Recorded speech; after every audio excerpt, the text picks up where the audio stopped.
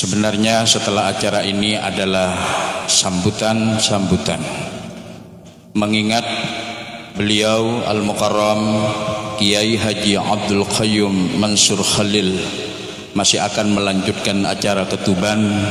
Maka acara kami ralat, maka acara selanjutnya yaitu Mawaidul Husna, Mau'izatul Hasanah yang akan disampaikan oleh beliau Al-Mukarram Kiai Haji Abdul Qayyum Mansur Khalil. Kepada beliau kami persilahkan. Allahumma sholli ala Muhammad.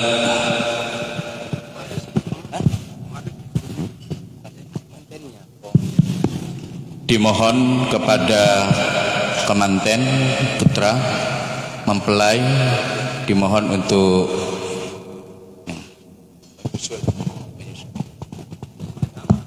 Assalamualaikum warahmatullahi wabarakatuh.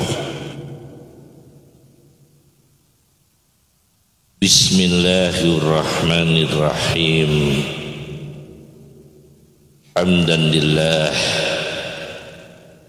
salatan wassalaman ala sayyidina wa habibina wa syafi'ina Muhammad ibn Abdillah Rasulillah wa ala alihi wa sahbihi wa man tabi'a hudah, amma ba'd.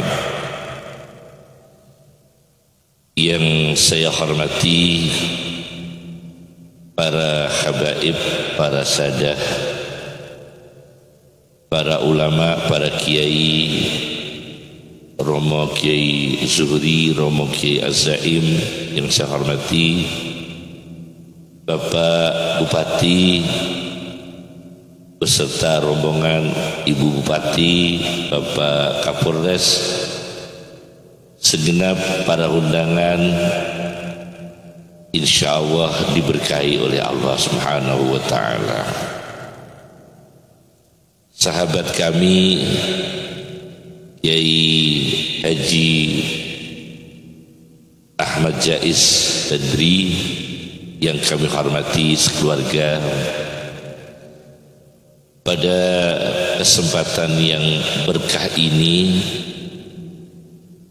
kami ingin menyampaikan tentang pernikahan dalam pandangan Islam dengan pendekatan etika Islam. Menikah itu adalah suatu lembaga amal yang terlembagakan untuk menyalurkan syahwat secara sah menurut pandangan syariat Islam. Jadi nikah dalam pandangan Islam adalah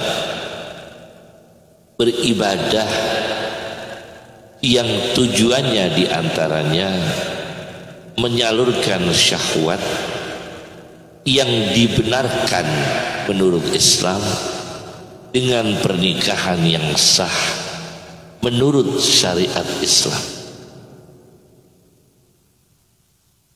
Karena manusia itu mempunyai syahwat. Syahwat adalah tanda kesempurnaan manusia. Bahkan nanti di akhirat syahwat itu masih ada. Di akhirat itu masih ada syahwat. Wa hum fi mashtahat anfus wa hum fi mashtahat anfusuhum khalidun. Mereka walakum fiha ma tashtahi anfusukum walakum fiha ma tashtahi anfusukum. Bagi kamu manusia yang di surga ada syahwat, keinginan nafsumu. Jadi di surga itu masih dilengkapi apa? Syahwat. walakum fiha ma tashtari anfusukum walakum fiha ma tad'un. Jadi yang tidak dibenarkan oleh Islam adalah diperbudak syahwat atau menyalurkan syahwat dengan cara yang tidak dibenarkan oleh syariat Nabi Muhammad SAW. Di dalam Al-Quran,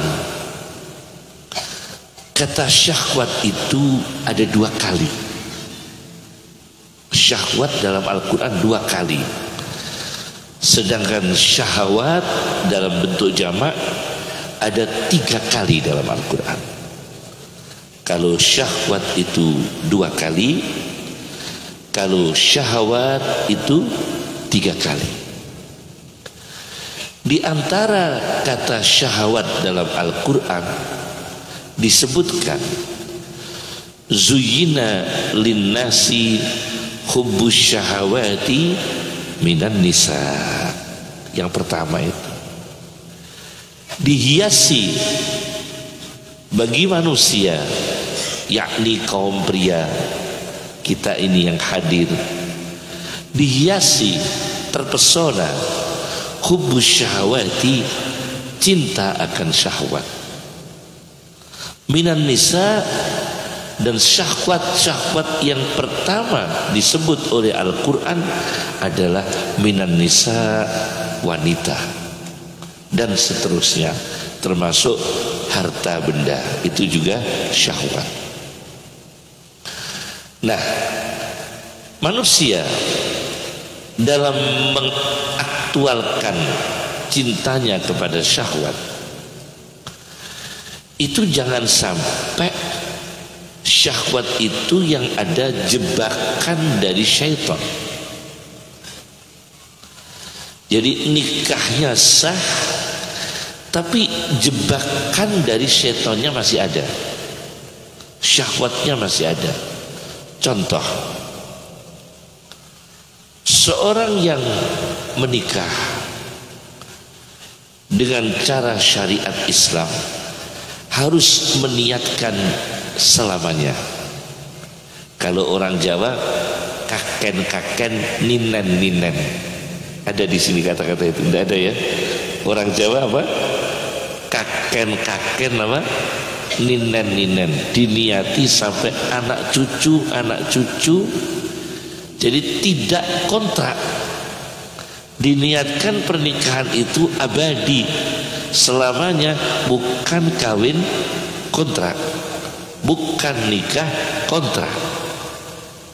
Karena syahwat pernikahan itu ikatannya itu langgeng, sudah dilegalkan oleh syariat dengan pernikahan yang sah. Kemudian syahwat yang kedua dalam Al-Quran, wa yuridul ladina yattabi'una syahawati an tamilu mailan 'azima,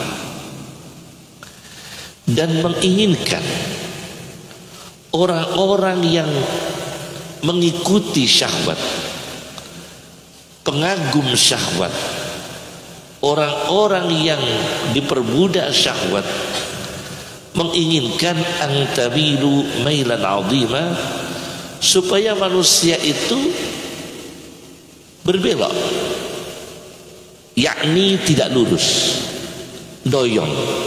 Antamilu mailan 'azima berarti kalau rumah tangga dikuasai oleh manusia yang pengagum syahwat, diperbudak syahwat, maka kehidupannya itu akan doyong.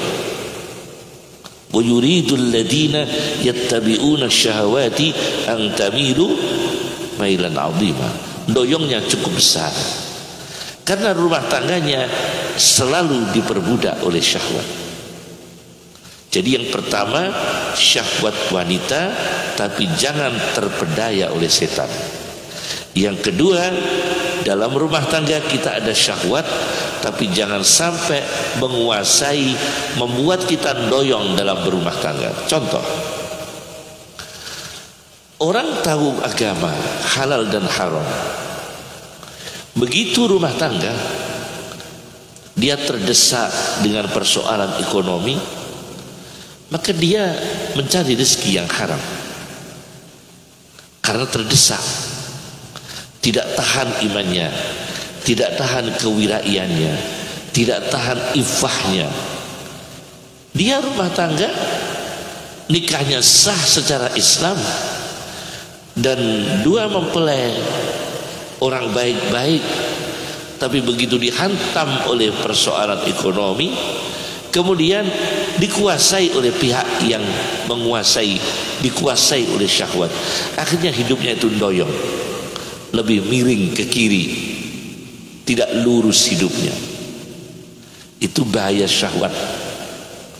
Yang ketiga dalam Al-Quran, fakhalafa min ba'dihim khalfun adaa'us salata wattaba'us syahawat. Maka menggantikan setelah para nabi-nabi yang disebut dalam surat Maryam, khalfun adalah pengganti yang tidak baik. Kalau pengganti yang baik difathahkan huruf lamnya, khalafun. Khalafun itu pengganti yang baik. Kalau pengganti yang tidak baik itu khalfun. Untuk membedakan pengganti yang baik dengan pengganti tidak baik, itu kalau baik itu khalafun fathah, kalau penggantinya buruk itu khalfun sukun. Al-Quran mengatakan khalfun, pengganti yang tidak baik. Adaa'us salat, berumah tangga tidak pernah salat, berumah tangga tidak pernah jamaah. Wattaba'us syahawat, dan mengikuti syahwat. Ini juga bentuk gambaran rumah tangga yang mengabaikan sholat dan diperbudak oleh apa? Syahwat. Oleh karena itu nanti saya akan menyampaikan beberapa tips bagaimana rumah tangga kita ini mengatur syahwat dengan baik dalam pandangan Islam. Pertama adalah pernikahan semata-mata mencari ridha Allah. Itu pokok. Ada kitab Al-Wafa bi Asma'in Nisa, karya Dr. Muhammad Akram An-Nadwi. Ini kitab tentang tokoh-tokoh wanita di hadis dunia, berjumlah 43 jilid. Saya baca di jilid 2 bahwa istri Nabi SAW, Zainab binti Jahshin, itu satu-satunya istri Nabi yang nikahnya langsung dari Allah. Kalau lainnya pakai keluarga,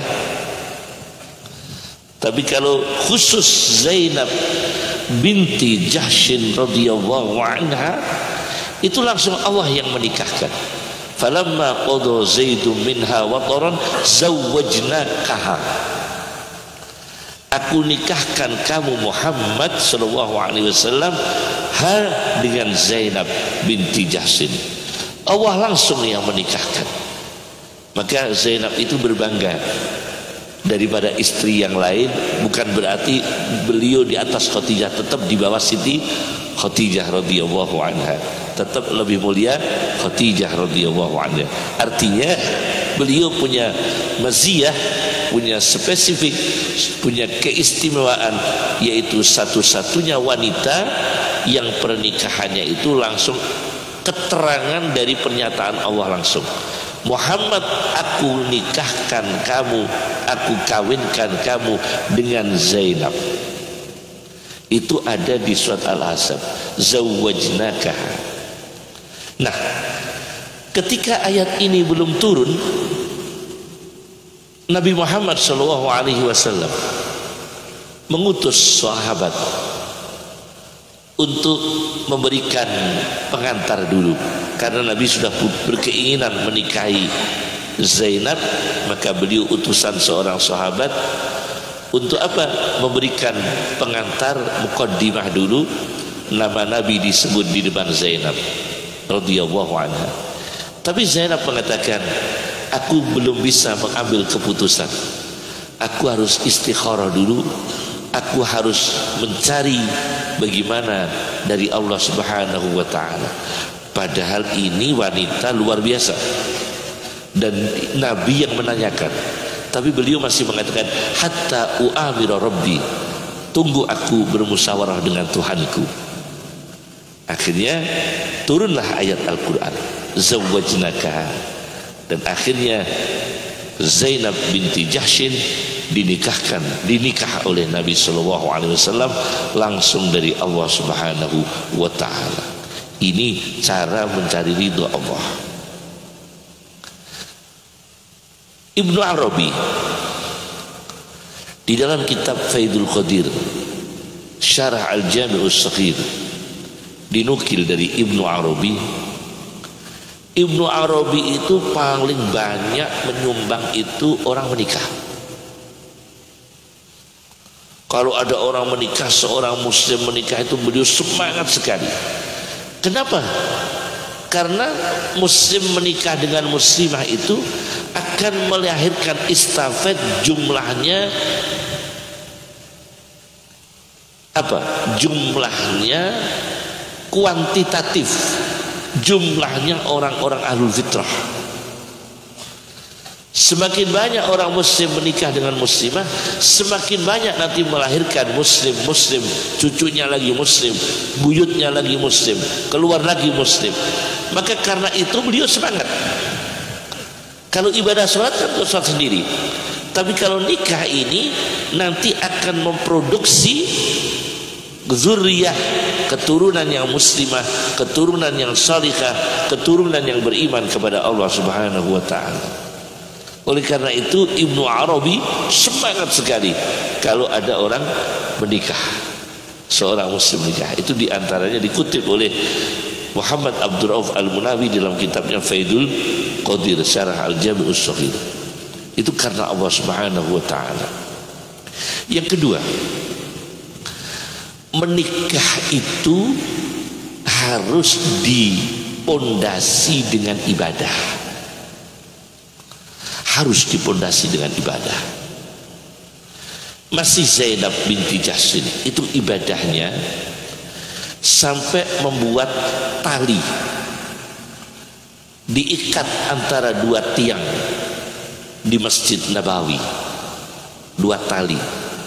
Zainab istri Nabi ini beribadah. Kalau capek beliau bergantung pada tali itu supaya tidak jatuh. Kalau nggak capek ibadah lagi. Tapi oleh Nabi Shallallahu Alaihi Wasallam diperintah untuk dilepas tali itu, tidak usah memaksakan diri. Artinya wanita ini luar biasa ibadahnya. Imam Ghazali di dalam kitab Ihya Ulumuddin itu ada orang solih solihah menikah.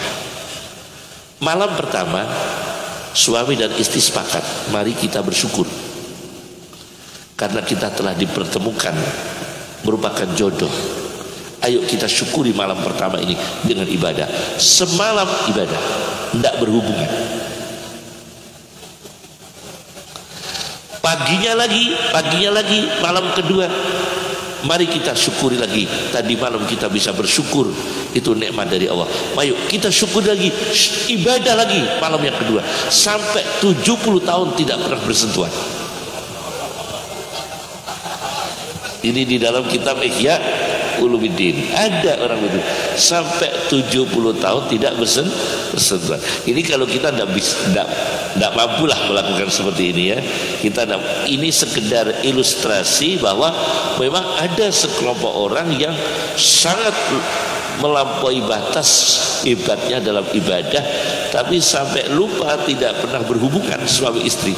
Jadi tiap malam ibadah tidak terasa sampai 70 tahun. Ini dalam kitab Ihya Ulumuddin. Nah, luar biasa. Yang ketiga, pernikahan itu dengan landasan kearifan dan kebijaksanaan.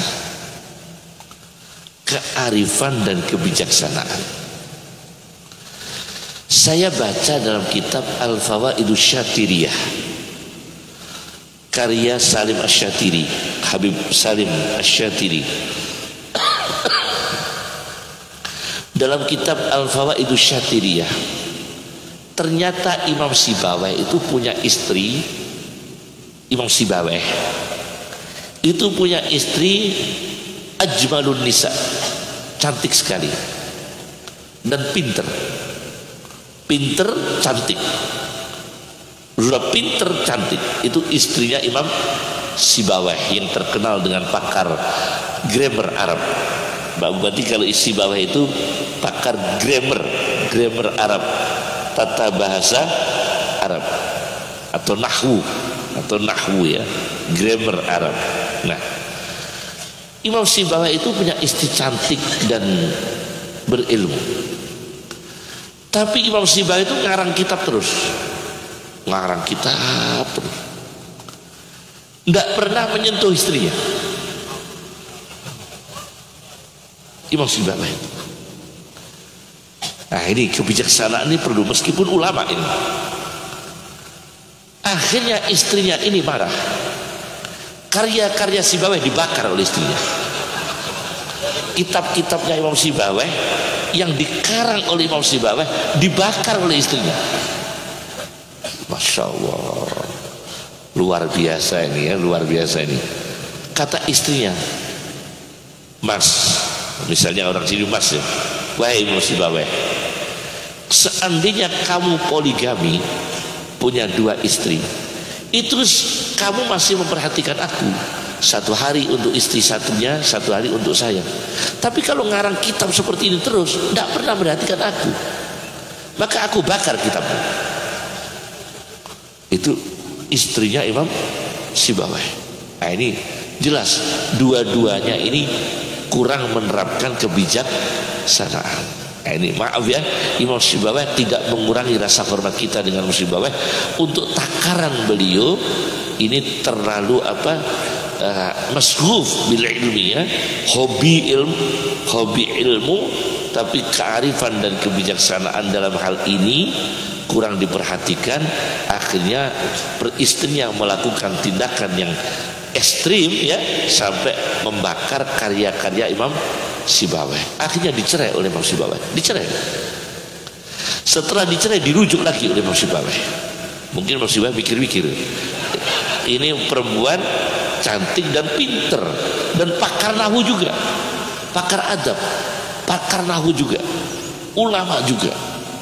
Masya Allah, itu ada cerita. Maka harus pernikahan itu harus dengan kebijaksanaan dan kearifan. Itu berapa itu sudah? 3. Yang keempat, pernikahan itu harus dilandasi dengan kezuhudan duniawi, apalagi zaman seperti ini. Kewiraian duniawi dan kezuhudan duniawi harus. Saya baca dalam kitab Al-Fawaidus Syatiriyah karya Salim Asy-Syatiri, ada 2 ulama terkenal di kalangan pesantren. 1 Imam Romli, 2 Ibnu Hajar. Dengar kita ya, kalau kita mondok waktu itu, ada yang mondok di berbagai pesantren, pasti insya Allah dengar Imam Romli dan Imam Ibnu Hajar. Yang Imam Romli itu kaya. Imam Romli itu kaya, ulama yang kaya. Ibnu Hajar miskin, fakir. Ibnu Hajar Al-Haytami itu fakir. Tapi kalau Imam Romli kaya raya. Suatu ketika istrinya Imam Romli dengan istrinya Ibnu Hajar sedang berada di kolam renang, hammam, pemandian, sedang berada di hammam, kolam renang. Ini istrinya ulama kaya, yang satu istrinya ulama fakir. Imam Romli istrinya baru datang haji, sudah datang haji sekeluarga bersama Imam Romli, haji sekeluarga, orang kaya raya. Terus habis itu datang kemudian cari liburan di kolam renang yang syariat, kolam renang yang untuk wanita, khusus untuk apa? Wanita. Istrinya Imam Romli dan istrinya Ibnu Hajar. Nah, ini istrinya Imam Romli meremehkan istrinya Ibnu Hajar dengan berkata, kan yang kaya siapa tadi? Yang kaya kan Romli kan, Ibnu Hajar kan tidak kaya. Kata istrinya Imam Romli, pasir sama batu kok lebih kuat pasir. Romli kan pasir artinya. Romli itu artinya apa? Pasir. Ibnu Hajar batu. Itu kata istrinya, kok aneh ya, ada pasir kok lebih hebat daripada batu. Nyindir Imam Romli lebih kaya daripada Ibnu Hajar. Romli artinya pasir, sama-sama ulamanya tapi kaya. Ibnu Hajar juga ulama tapi gak kaya. Padahal artinya batu. Batu itu kan kuat, kok kalah dengan pasir. Akhirnya istrinya Ibnu Hajar tersinggung, marah pulang, melaporkan ucapannya istrinya Imam Romli. Ibnu Hajar, Mas, tadi saya bertemu dengan istrinya Imam Romli, dia ngejek saya, katanya suaminya itu Romli artinya pasir, sedangkan suami saya Ibnu Hajar artinya batu. Tapi kok kaya pasir daripada batu, kuat pasirnya daripada batu. Saya pokoknya kepingin kaya. Akhirnya istrinya kepingin kaya, kepingin seperti istrinya Imam Romli. Akhirnya oleh Ibnu Hajar diajak ke satu sumur. Satu sumur, Ibnu Hajar menimba satu sumur. Timba yang diangkat itu keluar emas semua, penuh dengan emas. Kalau mau, ini ada emas dalam sumur. Ditimba oleh Ibnu Hajar, satu timba penuh dengan emas. Kamu istriku, saya Ibnu Hajar, kemarin kaya, ini sudah bisa kaya ini. Aku menimba satu timba dari sumur penuh dengan emas. Silakan ambil kalau mau. Kata istrinya, cukup ini Mas, cukup. Wah ini bagus ini, cukup. Kata istrinya, kata Ibnu Hajar, ada satu syarat. Kalau ambil emas, cerai dengan saya. Nah ini, kalau ambil emas, cerai dengan saya. Kalau milih batu, tinggalkan emas. Saya kan batu. Kalau milih batu, tinggalkan emas. Milih batu atau emas? Kalau milih emas, tinggalkan batu. Kalau milih batu, tinggalkan emas. Itu akhirnya istrinya memilih Ibnu Hajar. Nah ini berarti Masya Allah, memang apa itu pernikahan itu harus dilandasi dengan kezuhudan, kewiraian, tahan godaan. Meskipun diejek ini miskin, mobilnya kurang bagus, jangan sampai terpengaruh. Ada gosip mobilnya kurang bagus, akhirnya memaksakan diri kredit 10 tahun. Karena apa? Karena memaksakan diri tuntutan istri. Ini jangan, ini haram muntahal jumu itu. Hukumnya bukan haram saja, haramnya apa? Muntahal jumu. Haram yang pol haramnya itu ya. Artinya memaksakan diri di luar apa? Kemampuan itu ya. Jangan. Itu yang keberapa tadi itu? 4, yaitu apa? Yaitu rumah tangga, pernikahan dilandasi dengan apa itu? Kezuhudan, kewiraian. Kemudian yang kelima, jangan sampai dengan izin Allah. Bukan berarti cerai itu dilarang oleh Islam. kalau sudah solih solihah, pertahankan. Sudah solih dan solihah, usahakan jangan memandang kekurangannya, karena memandang kekurangan itu selalu ada. Tidak mungkin laki-laki seperti kita ini sempurna, tidak mungkin perempuan sekarang itu sempurna, pasti nanti ada kekurangannya. Jadi kalau ada sudah soleh, sudah solihah, pertahankan. Sebab ada orang yang istrinya sudah solihah, dia ceraikan, akhirnya mendapatkan ganti yang khabisah, yaitu wanita yang tidak baik, karena dia menceraikan istri pertamanya itu sudah solihah. Nah ini kecuali ada udzur syar'i ya, kecuali ada udzur syar'i. Itu yang kelima. Yang keenam, menjaga nasab keturunan yang baik. Menjaga nasab, menjaga keturunan yang baik. Memang pernikahan itu tidak mudah melahirkan anak-anak yang salih salihah, berilmu, tidak mudah. Saya punya teman sukanya ilmu nahwu, sering ke rumah saya, orang Jawa Barat. Ngajarnya di madrasah itu nahwu terus. Anaknya laki-laki diberi nama Waladzi.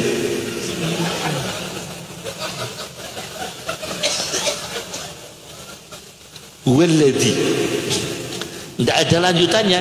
Waladzi. Saya tanya, oh iya. Yang perempuan, Yallati. Nggak ada lanjutannya. Ini fakta ini. Masya Allah, Masya Allah. Kok bisa memberi nama seperti ini? Ini ustadz yang alim lagi, teman saya. Tapi saking senangnya nahwu, anak laki-laki Waladzi, perempuan Yallati. Terus saya ngusulkan, kalau ketiga nanti humahu. Nanti kalau anak yang ketiga kasih nama apa? Humahum. Ini Masya Allah, Masya Allah. Jadi memberi nama ini Masya Allah. Ya gimana ya? Ada lagi orang awam sekali, orang awam ngasih nama. Datang ke rumah saya minta doa, Yai punya anak, doakan. Siapa namanya? Indah Sidratul Muntaha. Orang awam. Kok malah bisa memberi nama satu ayat penuh? Indah Sidratul Muntaha. Bisa. Ini fakta.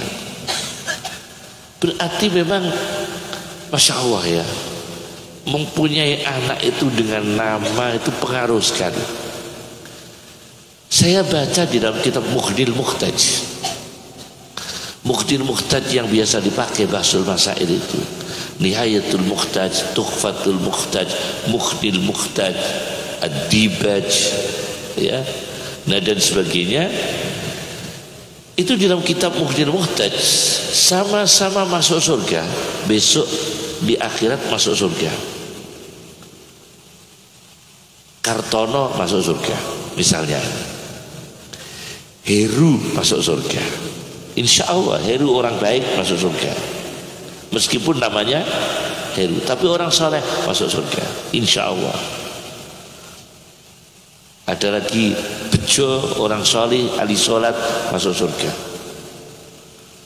Tapi ada lagi Muhammad masuk surga. Itu nanti yang dipanggil pertama yang namanya Muhammad. Yang namanya Muhammad. Maka saya Ali Jum'ah, Profesor Dr. Ali Jum'ah, dalam kitabnya Fatwa Ali Jum'ah Mesir, Al-Kalimut Thayyib, di dunia ini orang diberi nama Muhammad itu mencapai 60 juta. Situ miliun. Orang diberi nama Muhammad di dunia ini mencapai 60 juta. Luar biasa. Jadi kalau punya anak, Jangan ke nama-nama yang, maaf ya, usahakan nama-nama syariat dicantumkan meskipun ada Jawanya. Saya kemarin tuh nelpon orang mau beli ubin, beli tekel, terus orangnya ngasih nama di WA saya, namanya Manuto Muhammad. Loh, namanya itu aneh, Manuto Muhammad, itu artinya kan atiur Rasul, tapi bahasa Jawa, orang Jepara, namanya Manuto Muhammad. Masya Allah, bagus sekali namanya ya, bagus sekali namanya. Kok namanya kok Manuto Muhammad? Ada orang diberi nama gitu. Nah, jadi nama-nama syariat, nama-nama syariat itu tetap jangan ditinggalkan. Nama-nama istri Nabi, keberkahan, kalau punya anak kasih nama Khadijah, Aisyah, Fatimah, putri Nabi, Hafsah, ya, untuk mendapatkan berkah. Imam Syafi'i dan sebagainya, ya. Masya Allah, ada anak, ada orang tua, dia ini cita-citanya terlalu tinggi, ngasih nama anaknya itu nakalnya bukan main. Ngasih nama anaknya Syekhul Rijal, gurunya para wali. Aduh, ini Syekhul Rijal, nah ini keduren gitu, namanya apa? Keduren. Jadi nasab ini kita penting mulai dari nama. Yang kedua, nasab itu ketika berhubungan antara suami istri itu di dalam memori otak, kata Ali Al-Khawas dalam kitabnya Durarul Khawas, sebelum berhubungan suami istri, memori otaknya itu ada memori kuat siapa tokoh mulia yang dikagumi. Nanti kalau berhubungan dengan suami istrinya akan melahirkan anak yang sifatnya seperti tokoh yang ada di memori otaknya. Itu teori Ali Al-Khawas. Jadi misalnya ya, kita ini sebelum berhubungan dengan suami istri sering membaca kitab sejarah Imam Ghazali. Terus baca Imam Ghazali, pinternya, wirainya, ibadahnya, sejarahnya Kiai Khalil Bangkalan. Masya Allah, bagaimana zuhudnya, bagaimana kewaliannya, sejarah Kiai As'ad, bagaimana zuhudnya, bagaimana karomahnya, bagaimana ibadahnya. Nah, seperti itu, kemudian kita berhubungan dengan istri. Nah, memori kita kan ada memori di situ, ada tersimpan, ada tokoh yang dikagumi. Itu nanti ketika berhubungan dengan suami istri, anak yang lahir itu akan menyerupai sifatnya, ilmunya, kesolihannya, kehebatannya seperti tokoh yang ada di memori otaknya. Itu teori Ali Al-Khawas, gurunya Syekh Abdul Wahab Asy-Sya'rani. Ini penting sekali. Itu juga mencari nasab yang baik, mencari nasab yang baik. Oleh karena itu Rasulullah SAW pernah mengundang Fatimah, Hasan, Husain, Ali kalau tidak salah, Sayyidina Ali, Sayyidah Fatimah, Sayyidina Husain, Sayyidina Hasan, Sayyidina Husain radhiyallahu anhum. Rasulullah mengatakan, Allahumma haula'i ahlu baiti. Beliau mengatakan, Allahumma haula'i ahlu baiti. Inilah keluarga kami ya Allah, inilah ahlu baitku, inilah keluargaku, kami titipkan kepadamu ya Allah. Jadi kita kali-kali kumpul dengan anak-anak kita, Allahumma haula ahlu baiti, kita titipkan kepada Allah. Seperti Rasulullah pernah mengundang semua dari anaknya, menantunya, cucunya, Hasan, Husain, Sayyidina Ali, Sayyidah Fatimah radhiyallahu anhum. Kemudian Rasulullah mengatakan, Allahumma haula'i ahlu baiti. Hadis riwayat Tirmidzi. Jadi kadang-kadang kita kumpul, istri kita, anak-anak kita kumpul, jangan cuma selfie, tapi kita berdoa, Allahumma haula'i ahlu baiti. Ya Allah, inilah keluarga kami serahkan kepadamu.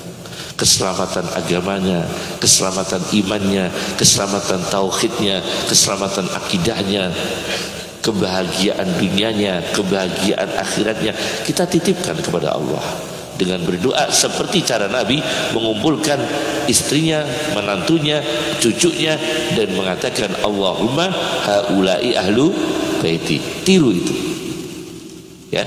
Jadi jangan cuma berfoto-foto. Sekarang ini kan munculnya selfie. Bahkan minta doa ke kiai itu tidak begitu diperhatikan. Kiai tengah-tengah doa dia selfie. Itu sebetulnya agak makruh mughaladah. Karena ketika ada doa kita selfie itu sebetulnya jangan, ya. Kita memuliakan para habaib, memuliakan para ulama yang sedang berdoa. Jangan kita selfie ya. Masya Allah, kecuali dalam keadaan tenang, keadaan tidak ada acara, udah apa-apa. Yang terakhir, Syekh Abdul Qadir Al-Jilani mengatakan apa itu? Awas samudra dunia.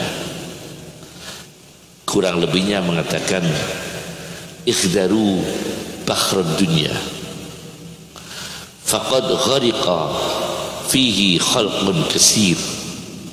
Kata Syekh Abdul Qadir Al-Jilani, ikhdaru bahrad dunia, waspadailah, hati-hatilah dengan samudra duniawi. Faqad ghariqa fihi khalqun katsir, banyak orang tenggelam di samudra duniawi, terutama wanita. Jadi wanita itu harus dihormati. Di antara dihormatinya ada dijaga ibadahnya, dijaga keselamatannya. Maka dengan berhijab, dengan pakai jilbab, itu justru menghormati wanita.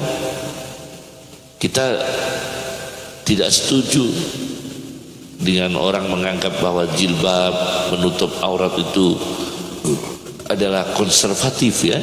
Dianggapnya konservatif. Justru itu menjaga kehormatan wanita menurut syariat Islam, syariat Rasulullah Sallallahu Alaihi Wasallam. Ada ulama yang sering saya ceritakan, namanya Imam Rifai. Imam Rifai ini, mohon maaf, Imam Rifai ini adalah pendiri Thariqah Rifaiyah. Thariqah Rifaiyah Sunni ini Syekh Ahmad Ar-Rifai. Syekh Ahmad Ar-Rifai ini yang punya Thariqah Rifaiyah, punya Thariqah Rifaiyah. Ini ulama besar, wali besar, karomahnya besar. Suatu ketika ada orang bermimpi kalau Syekh Ahmad Ar-Rifai ini di surga di tingkat yang tinggi, fi maq'adi sidqin inda malikim muqtadir, dekat dengan Allah. Ada orang mimpi bertemu Imam Rifai di surga yang kelas tinggi. Akhirnya orang ini sowan ke Imam Rifai, sowan di pondok pesantrennya. Begitu sowan, melihat Imam Rifai sedang dipukuli oleh bunyai, dipukuli sama bunyai dengan alat dapur. Kira-kira apa ini? Syekh Ahmad Ar-Rifai dipukuli sama bunyai dengan alat-alat dapur. Masya Allah, kaget. Tamunya ini kaget loh. Ini ulama hebat, wali besar, kok dipukuli sama bunyai. Akhirnya tamunya itu mendatangi santrinya. Wahai para santri, kenapa kalian tega Mbah Yai dipukuli bunyai? Kata santrinya, penjenengan tidak tahu Pak ya, penjenengan tamu, kenapa Bu Nyai memukuli Mbah Yai? Karena Mbah Yai ini nikah belum bayar mahar sampai sekarang. Ternyata Syekh Ahmad Arifai ini belum punya uang untuk memberi apa? Mahar sampai sekarang. Maharnya mahal sekali, 450 dinar emas. Istri yang keras, main pukul, maharnya mahal. Akhirnya tamu ini pulang mengambil uang untuk apa? Nanti akan diberikan pada Mbah Yai Syekh Ahmad Arifai supaya dibayarkan kepada istrinya. Mengambil uang, akhirnya datang lagi Syekh Ahmad Arifai, mohon izin kami kemarin sowan ke sini melihat penjenengan dipukuli oleh istri. Saya tanyakan pada santri-santri, ternyata penjenengan belum bayar mahar ya. Nah, ini saya bawakan uang untuk memberi mahar kepada istri. Apa kata Syekh Arifai? Justru itu saya dipukuli ini sama istri saya, ini yang menyebabkan kamu bermimpi bertemu saya di surga kelas tinggi, yaitu saya dipukuli sama istri inilah yang menyebabkan saya surganya kelas tinggi. Masya Allah. Itu Syekh Ahmad siapa? Arifai. Di dalam kitab namanya Sofahat min Sobril Ulama, tentang kesabaran para ulama menghadapi dimarahi istrinya. Ada kitab khusus kumpulan ulama dimarahi istrinya. Nah, ada kitabnya namanya Sofahat min Sobril Ulama, itu ya, dimarahi istrinya. Masya Allah. Semoga barokah semua. Semoga para ulama kita, pejabat kita diberi hidayah oleh Allah, bisa menjaga. Karena bagaimanapun tapal kuda ini, apalagi Situbondo, merupakan barometer ya, barometer ukhuwah Islamiyah, barometer pondok pesantren, barometer ulama, barometer percontohan untuk para kiai-kiai Situbondo, Probolinggo, Keraksan, itu barometer semua.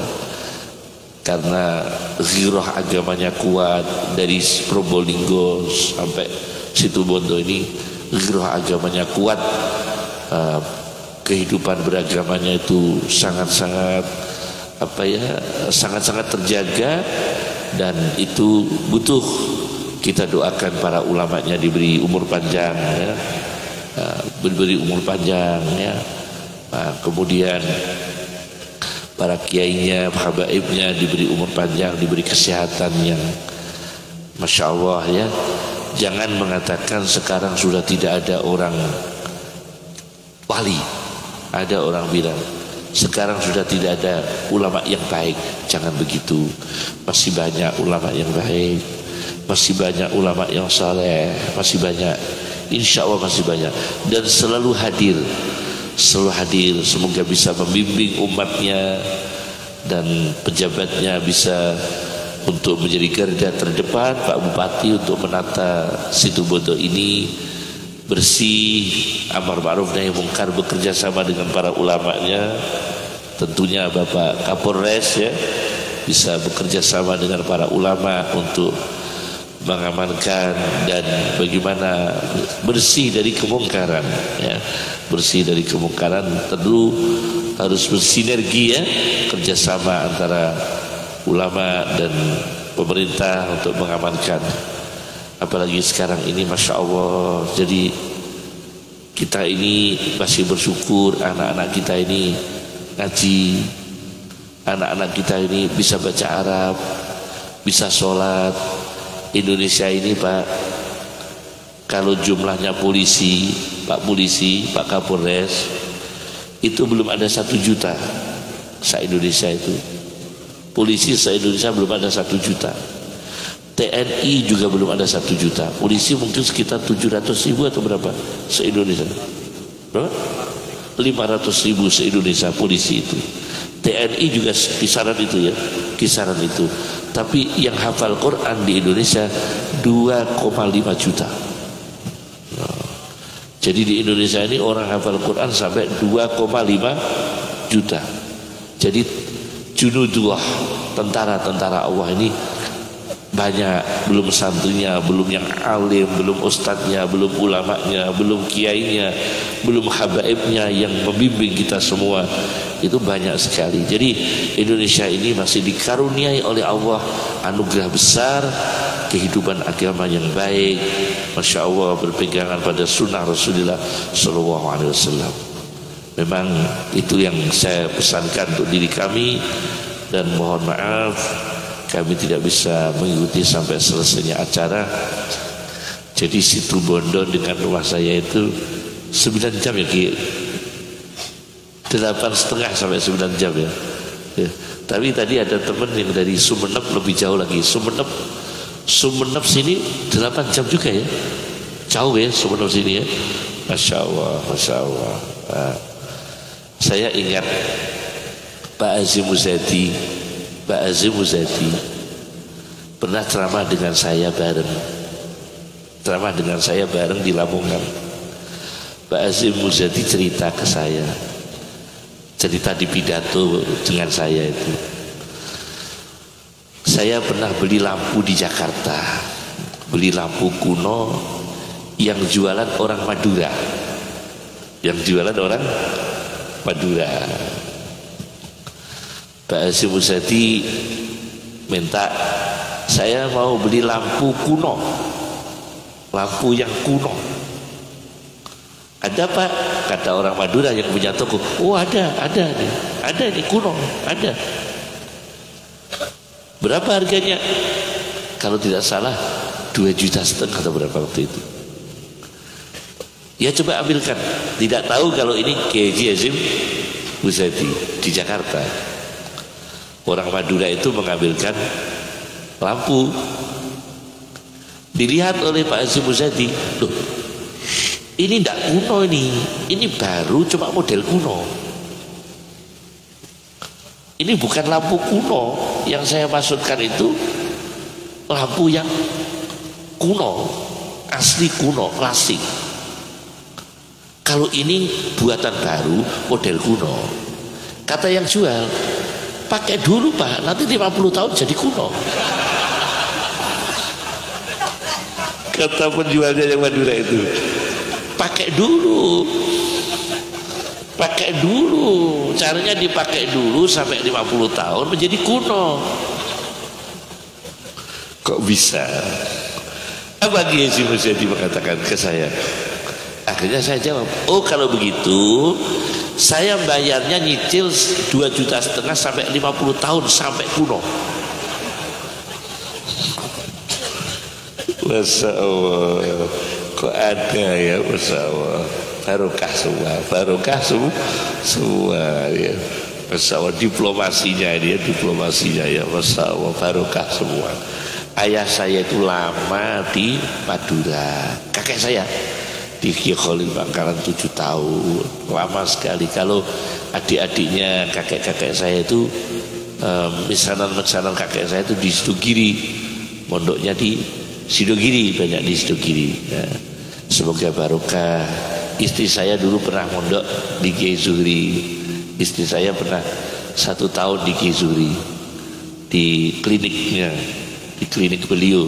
Istri saya dokter, megang kliniknya ketika itu Kiai Wahid, masa Kiai Wahid Zaini ya, iya Kiai Wahid Zaini. Nah itu istri saya di pondoknya Kiai Zuhri 1 tahun megang kliniknya itu dulu. Semoga barokah semua ya. Cukup dari kami. Allahumma ighfir lana warhamna Allahumma ighfir lana Allahumma ahdina bil ilmi wa zayyinna bil hilmi wa akrimna bit taqwa wa jamilna bil afiyah. Sallallahu alaihi wasallam. Assalamualaikum warahmatullahi wabarakatuh. Wa barakatuh.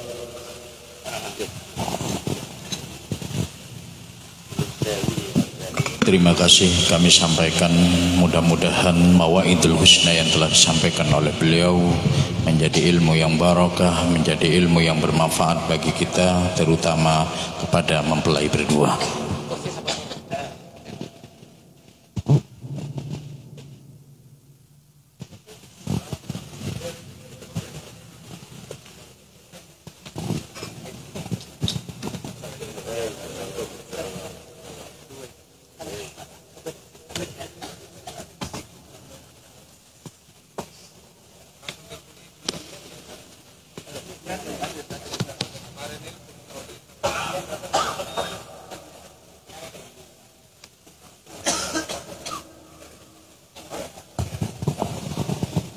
Para hadirin undangan yang berbahagia, acara selanjutnya sambutan yang pertama atas nama mempelai putri. Dalam hal ini akan disampaikan oleh beliau Al-Mukarram Kiai Haji Dr. Hanif Shahab Ghafur dari Universitas Indonesia. Beliau adalah dosen Pascah Sarjana UI. Kepada beliau kami aturkan